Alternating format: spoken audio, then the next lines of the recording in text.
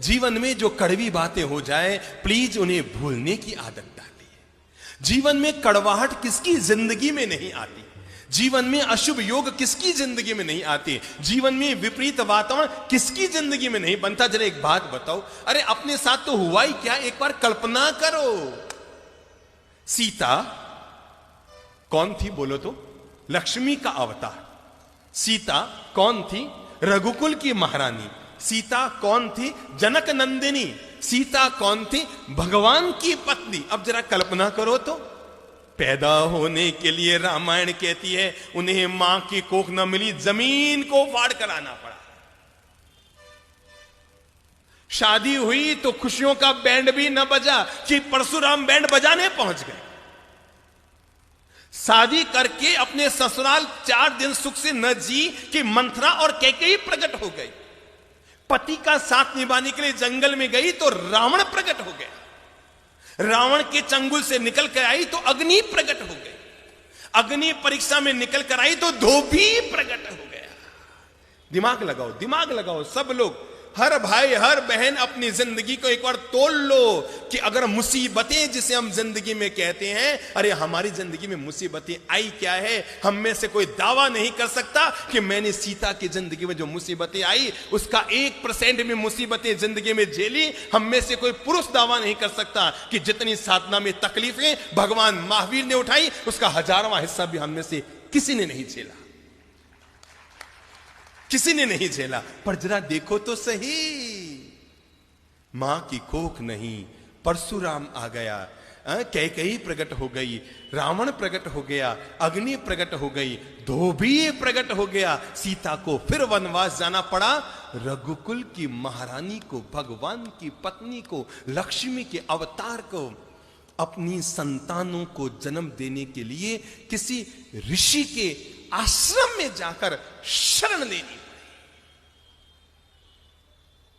हमारी हालत उससे बोलो अच्छी? शाबाश, बहुत अच्छी। हम में से हर महिला के साथ ऐसा नहीं हुआ जैसा सीता के साथ हुआ। पर मैं आपको यह बताना चाहता हूं, इतना कुछ होने के बाद भी सीता के मन में शांति थी, चेहरे पर मुस्कान थी और अंतर मन में औरों के प्रति पवित्र भावना थी।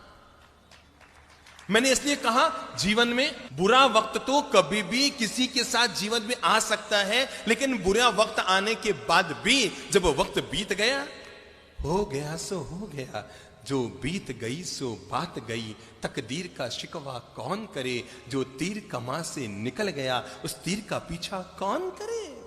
उसने आपकी जमीन दबा ली, नो प्रॉब्लम, जो मेरा है वो जाएगा नहीं और जो चला गया वो मेरा था ही नहीं। किस बात को लेकर मन में विषाद कर रहे हो और किस बात को लेकर मन में पीड़ा कर रहे हो। आपने 5 लाख किसी को दिए थे ये सोचकर कि बुढ़ापे में 5000 रुपया महीना आता रहेगा तो पति पत्नी दोनों सुख से रोटी खाते रहेंगे। मेरे भाई, नियत को बिगड़ते कोई वक्त नहीं लगता। बड़े बड़ों की नियत बिगड़ जाती है और सामने वाले ने आपके 5 लाख दबा लिए। चिंता मत करो, ऊपर वाले की व्यवस्था बड़ी गजब की होती है। वो 99 द्वार बंद करता है, तब भी जिंदगी में एक द्वार जरूर जरूर जरूर खुला रखता है। 99 बंद द्वारों को देखना, इसका नाम है विषाद, और खुले एक द्वार की तलाश करना, इसका नाम है जीवन का प्रसाद। भूल जाओ, किसी ने आपके साथ गलत व्यवहार किया, कब तक उसकी गांठ मन में बांधे रखेंगे। किसी ने आपके 2 लाख डुबो दिए, अरे रुपये गए सो गए, कोई दिक्कत नहीं, आपकी नींद और चली गई, आपकी शांति और चली गई, आपकी मुस्कान और चली गई, आपकी सुख की रोटी हाथ से चली गई। रुपये गए सो गए, जाए भाड़ में। अरे सबके रुपये जाने ही हैं।